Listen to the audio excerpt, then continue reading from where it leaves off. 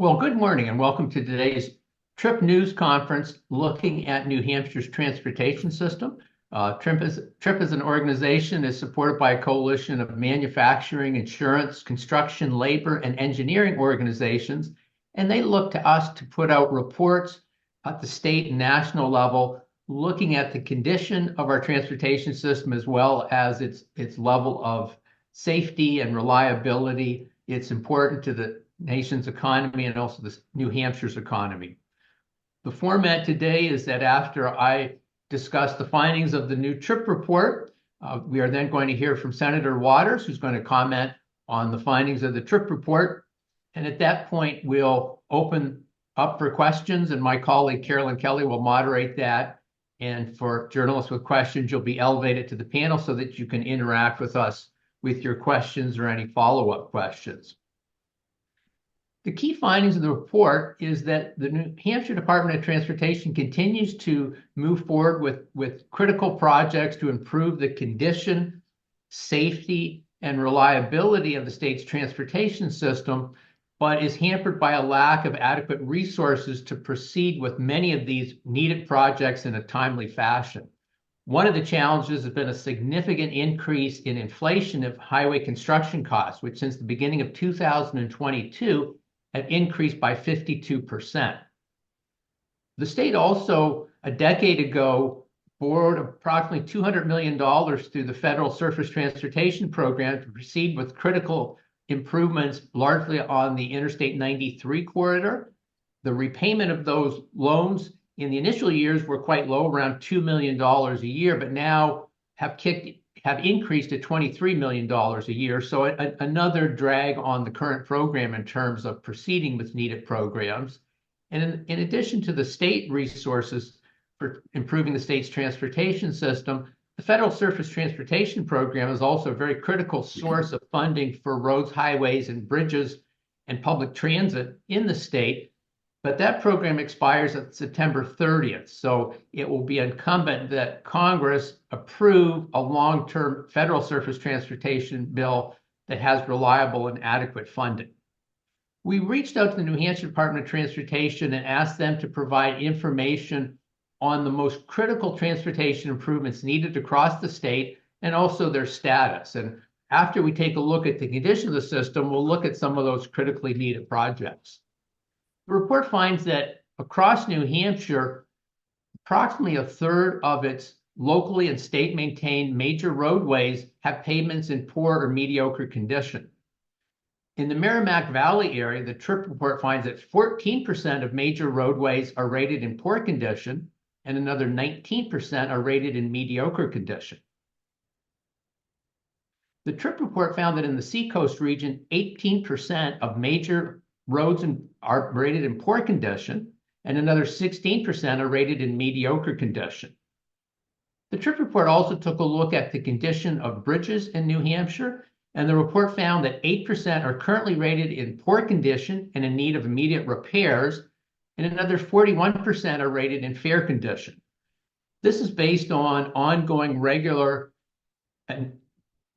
analysis taking a look at the condition of the bridges, and certainly this doesn't imply that these bridges are in any danger of collapse, but as bridges fall into poor condition, oftentimes they have to be restricted to lighter weight vehicles and have long-term economic implications for the region.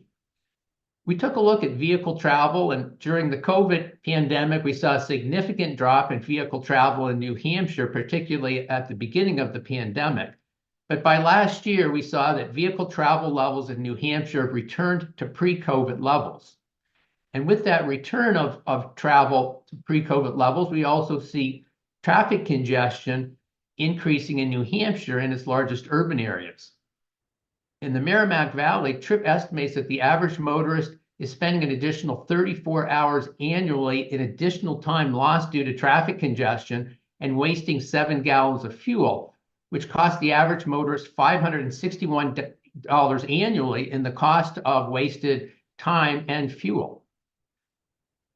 In the Seacoast region, TRIP estimates that the average motorist is spending an additional 30 hours annually stuck in traffic due to traffic congestion and wasting an additional 7 gallons of fuel, costing those drivers annually $604 in the value of lost time and wasted fuel.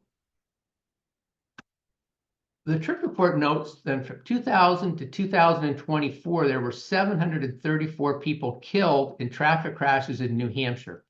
That's approximately 147 people a year being killed in crashes, which also includes not only motorists, but pedestrian and bicyclists. In fact, from 2014 to 2024, we saw a 42% increase in the number of people killed in traffic crashes.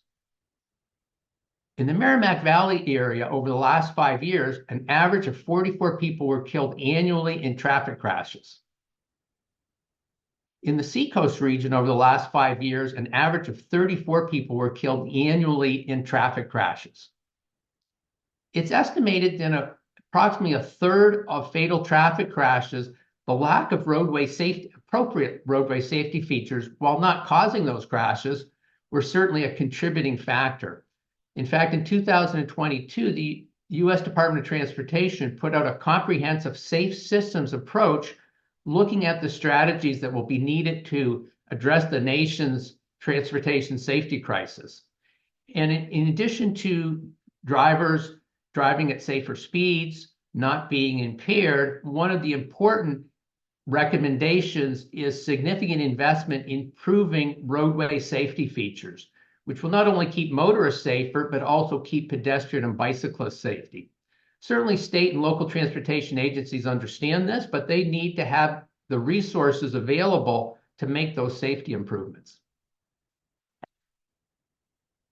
The report points out that every year $117 billion worth of goods are shipped in and out of New Hampshire, absolutely vital for the functioning of the state's economy, and most of those goods are shipped by trucks. In fact, the value of goods shipped by trucks when measured by or adjusted for inflation by 2050 is anticipated to increase by 81% in New Hampshire and by weight by 50%. We also worked with the Department of Transportation. We asked them, what are the 25 most critical transportation projects or areas of improvement that the state needs to move forward with in the future? And that was really very helpful to get a sense of some of their priorities. One of the things they pointed out was that they need to continue to move forward with their long-term transportation improvement program, which has a number of critical projects included. But due to inflation, they estimate that that program over the next decade is over-programmed by about $400 million. So certainly impacting their ability to deliver some of these critical projects. These projects include several on the turnpike system, including the widening of portions of Interstate 93 south of Interstate 89. It also includes the reconstruction of exits on a portion of 293 in Manchester, capacity improvements along New Hampshire routes 25 and 125.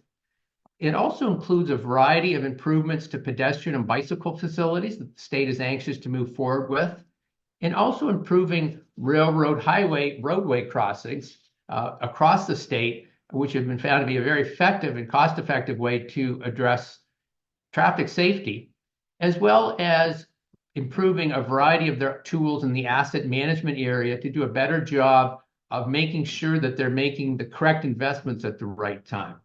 But let me stop there. I'm very curious to hear from Senator Waters on his thoughts on the report and for New Hampshire moving forward with its transportation system. Senator? Thank you. Thank you so much, Rocky. I'm Senator David Waters, representing District 4 over in the Dover-Somersworth area. And I really appreciate the opportunity to comment on the release of TRIPS, Keeping New Hampshire Mobile, Providing a Modern, Sustainable Transportation System in the Granite State. It's a terrific report from this nonpartisan group, and I think it really shows the roadway for what we must do to make sure that we have safe, efficient roads that can drive economic opportunity. The analysis, as Rocky has summarized, clearly documents the transportation funding challenges facing New Hampshire. We've got rising construction costs, inflation. We have higher, more efficient gas mileage on cars, and reducing the existing power of purchasing now. But traffic, volumes and freight movement particularly continue to grow. Report shows that more than a third of the state's major roads are in poor or mediocre condition. The one that really gets me is that 8% of the bridges are rated in poor condition, and about a half are poor or fair. We made a lot of progress under TIFIA funding and under the Transportation Act to do what we needed to do to get our red listed bridges up. But the spigot's been turned off from those funding sources, and now we face real deterioration. This isn't just about pride in New Hampshire roads and bridges. It's about safety, and it's about our economy as well. So here we are in a situation that many critical safety and mobility projects identified by NHDOT currently lack sufficient funding. And so there it is. It's in the 10-year transportation plan. Escalating costs are one of the primary reasons that the governor's Gassett group had to make substantial cuts in the 10-year highway plan. And they even sent a plan over to the House to say, look, here's the package of things we really need to do, but we just don't have funding for. So many projects have been delayed or removed altogether. We think about the $400 million that 10-year transportation plan is underfunded. We think about $780 million for the Bow Concord widening or exit 6 and 7 down in Manchester. These are crucial projects for economic development in the central part of our state. And over in my neck of the woods, we've been fighting for years to get the Route 108 upgrades done. It's an incredible corridor for medical facilities and also for other economic development. That's why I introduced Senate Bill 627. The bill is intended to strengthen transportation funding, take care of the 10-year plans by adjusting toll rates for out-of-state drivers to better reflect current costs. It maintains the discounted rates for New Hampshire Easy Pass users. The bottom line here is if you're a New Hampshire user, there's no increase for you. It is frozen at its current low rate. This is what other states do to us. All around us, through the toll booths in York, you're dropping in $4 to $6, and people in Maine are putting 95 cents in. Fair is fair. So that's why with Senate Bill 627, we have a path forward through the legislature to increase the toll rates on out-of-state drivers. And for the 15% of people in New Hampshire who don't have an Easy Pass transponder, we're going to give you one free. So there's the opportunity before us.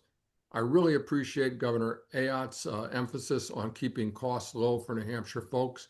After conversation with her, that's why we amended the bill, to make sure there's no increase for New Hampshire drivers. We just can't fall further behind in New Hampshire. And the bill also ensures that toll revenues remain dedicated to the turnpike system and are able to support projects in the 2027-2036 10-year transportation plan, including major preservation, safety, and capacity investments. So TRIP's report is valuable. It lays out the data-driven context for why these types of policy discussions are taking place. I will say that the bill passed the Senate on voice vote nearly unanimously, and I anticipate strong bipartisan support in the House as well. Maintaining a safe, reliable, and efficient transportation system is essential to New Hampshire's economy and quality of life, and the report clearly outlines the challenges the state must address in the legislature moving forward. So thank you, everybody, and I think both Rocky and I would be glad to take some questions. Thank you, Senator. Yeah, thank you, Senator Waters, and thanks, Rocky. I'm Carolyn Kelly. I'm the Director of Communication for TRIP, and right now we'll be able to have a brief Q&A with any of the reporters who are on the call with us this morning and who would like to ask some additional questions about the findings of the report. As Rocky mentioned earlier, you can either use the raise hand function that you see at the bottom of your screen, and I'll be able to promote you to a panelist, and we'll be able to see and hear you, and you can ask your question live as well as any follow-ups. Or you can submit your question to the chat, and I can read that question to our panelists. While we wait for some questions to come in, I'll note that the full report is now up on the TRIP website. You can find that at tripnet, tripnet.org. And we will also have a recording of this news conference up on our website in the same spot within the next hour or so. So I do see one question that's come in from David Brooks with the Concord Monitor.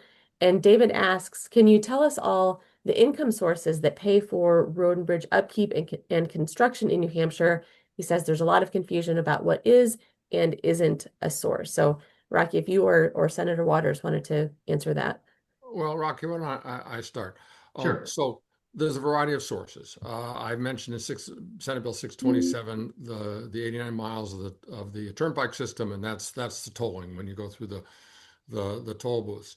Other sources of funding include the 18.4% federal gas tax, and I guess it's what, around 24 cents on diesel, Rocky. Plus, we also portion out the registration, car and truck registration, and some other fees that are portioned out between the state and the local communities. Those are the main sources. But Rocky, I don't know if you want to supplement that. Well, just to add that then, also at the local level, I'm not sure in New Hampshire, most states use some form of local taxation or property taxes. And the federal program is largely based on the federal motor fuel and diesel tax. There's also some small fees on the purchase of large trucks. And then very critically, over the last 3 or 4 go-arounds with the Federal Surface Transportation Program, additional general fund money has been critical to keep those funding sources up. So that's really before the current Congress, as they look at the funding levels for what would probably be a multi-year bill, but again, in a very challenging fiscal environment in Washington. And so certainly that's being watched very closely by state transportation agencies. Is that enough for you, David? I believe so. And David, you can let us know if you've got a follow-up question. We'll also make sure that Rocky and the senator are available throughout the day. If you've got any follow-up questions, you can contact us through Trip, and we're happy to put you in touch and answer any other follow-up questions that might come in. Anybody can call me anytime, as usual. Exactly. I don't Senator, see. yeah, I'm sorry. You go Yeah, I ahead, was Rocky. just going to say, Senator, before you go, because I know it's a busy legislative season. Having worked on different projects in New Hampshire through the years, and I know a decade ago there was a fuel tax increase, and certainly the additional federal, the loan that was taken to advance some critical projects. I just think from sort of a bigger view from your perspective, as New Hampshire looks into the future, why is it critical that the state make these significant investments in modernizing its system? How does that fit with where the Senate or the legislature would like to see the state move over the next several years? Well, thanks, Rocky. And I think that's the essential question. You mentioned safety, and that is obviously key in efficiency. And our DOT does a great job on all these things. But really, it's about economic development. And that really has two main pillars here. It is, of course, people needing to get to work, and also wanting to attract business. And our governors and our economic affairs department have been very, very strong in attracting business and new residents to New Hampshire. And so we need a transportation system to keep our economy driving forward. And of course, that's what people are looking at if they want to locate businesses on the I-93 corridor or exit 6 and 7 or areas in the seacoast as well. But also, a huge part of our economy is a tourist economy. And people have choices. They can go to Vermont, they can go to Massachusetts, they can go to Maine. We want them to come to New Hampshire.